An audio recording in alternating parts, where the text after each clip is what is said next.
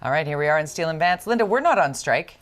Thank God. This is the biggest strike in recent history in Canada. This is PSAC. These are the federal workers. 155,000 of them walked off the job midnight Tuesday. So if you're waiting for a tax return, a refund, an EI check, passport, all of it, travel stuff. The good news is the two sides are at the table. That was the new today thing, is that there's discussion happening, trying to find some middle ground. Because it's not in either of their best interests to keep this going. Even the union workers said that they know on the picket line, the public isn't supporting us, and the government says, man, we can't afford to let them stay out because the public's going to be mad. So it's not a good time. I think it's going to be over soon. I agree, and I think it's interesting, too, that all the people that were working from home now actually have to go and walk the picket lines in person, which is also like, okay, that's different. But there's more to talk about because actually, let's cue the broadcasters, because this is going to be a little insider baseball media conversation about the nonsense that's going on around Twitter right now. Man, I tell you what, this is something else. Our blue check marks are gone, but you know what? We were talking about this coming into the station today. We are now arriving at the moment where a blue check mark will now make me go, Now I'm suspicious of you, right? You're a bad actor. I'm already been impersonated on Twitter today. How long did that take? 5 seconds? Yeah, after my check mark. So what are we going to do to make sure that we're not talking to the wrong Linda Steele when we're on Twitter? I think you go and check the follower count. So if you think Jon Stewart, is that the Jon Stewart? Oh, he's got over 1 million followers. Yeah, it probably Jon Stewart. But let's talk about CBC. Specifically CBC. Okay, CBC not happy because Twitter labeled them differently this week. They're calling them government-funded media. Pierre Poilievre, the conservative leader, was like, he, thought this was fabulous because he says now people know that it's really just Trudeau propaganda, not news. The CBC is pausing itself on Twitter, came out, felt it had to give a statement saying that essentially government does not tell them what to do or what to say, and so they're just stepping out. This is also what we've seen from NPR, BBC, PBS as well. So this is what Justin Trudeau is saying about Poilievre seeming to team up with Elon Musk of Twitter to sort of, poke CBC in the eye. I think it says a lot about the Conservative Party of Canada, that they're choosing to constantly attack independent media organizations, journalists who are working hard to keep Canadians informed and support our democracy. All right, let's bring in Czech TV political correspondent Rob Shaw with us here on this subject. Rob, I mean, it feels a little deja vu like what we've seen south of the border happening here in Canada, sadly. What are you seeing happening? And thank you for doing this, by the way, my friend. No, anytime. It is very similar to the United States. The goal of politicians of all levels in all countries at some point is to undermine the credibility of the media because it allows them to get their message out without anyone criticizing them. And this is really what this boils down to here. It sounds innocuous to label the CBC as government-funded news, but it comes from a kind of dog whistle position from especially the right wing, a way to undermine the integrity and the journalistic integrity of an organization by calling it kind of a lackey to the government, the worst thing you can call a journalist. And it's a way for Elon Musk and for his critics and people like Pierre Poilievre to cut the knees out underneath the big social media presence of news organizations and leave them vulnerable to not being trusted online. And that's essentially what this comes down to. And, my journalism friends here, it makes me crazy. The whole Trump successful plot that he had to sort of discredit media, mainstream media became a bad word. Okay, here's the thing. I have never in my career, once, back when I was a junior reporter 1 million years ago, been told what to say by a boss. Hasn't happened in 30 plus years. Rob, have you ever been told by the boss how to skew your coverage?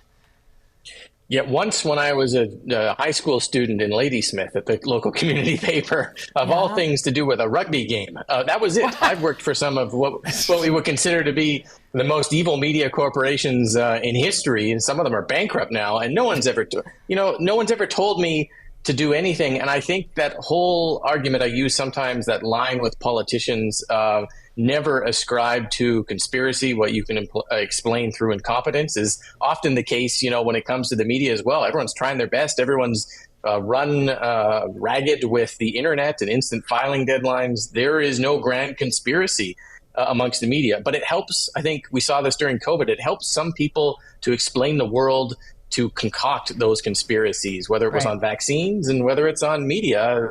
There's no talking them out of it.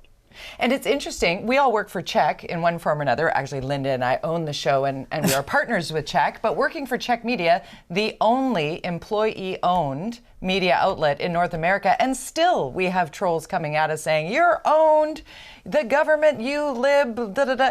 And that narrative, it does seep into it. It follows the disinformation train, doesn't it? You must find it comes into your inbox all the time as well.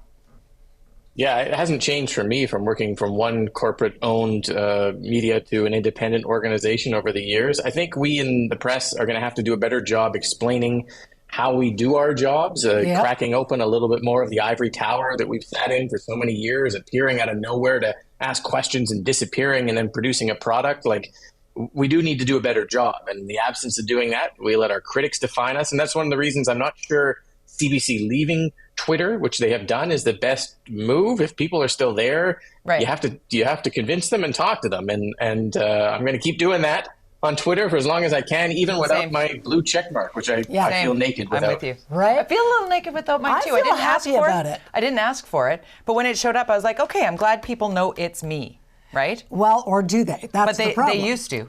Yeah. And that's the thing. But I do agree with you, Robin, that it's up to us to sort of have conversations like this so that people understand. Steele on your side over here has spent a great deal of time fact-checking, double-checking, knowing, like, you want to know where the details live? Holy moly. And for someone to come at you, honestly, it makes me just shocked at it. Let me just say this, though, and I think you'll agree with me, Rob. The problem is that media should not be taking money from government, and that is the primary issue. And maybe if CBC gave up all advertising so that the private stations and papers wouldn't have to be coming with their hands out begging for money from the government, there would be a separation. Do you think? Well, nobody's saying CBC is perfect. Like, we've all worked around it or with it in some form or another. It undermines a lot of the private media enterprises because it matches our work a day or two late and gives it away for free.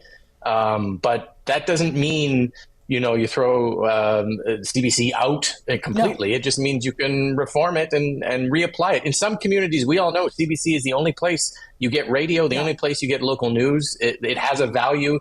It should not be just completely undermined with being called a government-paid organization.